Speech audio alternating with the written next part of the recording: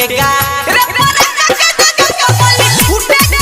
ई दिवाली में रिकॉर्ड सारा टूटेगा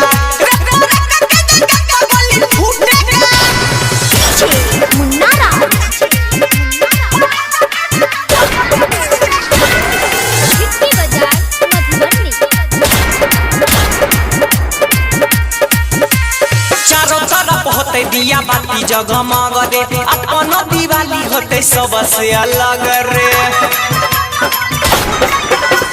चारों तरफ होते दिया बाती जगमग रे अपन दिवाली होते सबसे अलग रे दैले बधाई साथे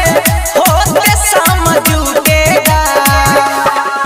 ई दिवाली में रिकॉर्ड सारा टूटेगा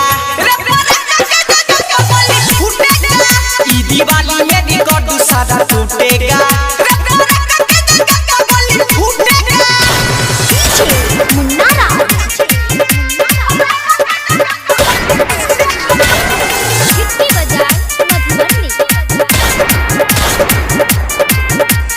पहले दीपावली में फोड़ेली है बम रे या बड़ी उड़े गोली सभे भैरा दम रे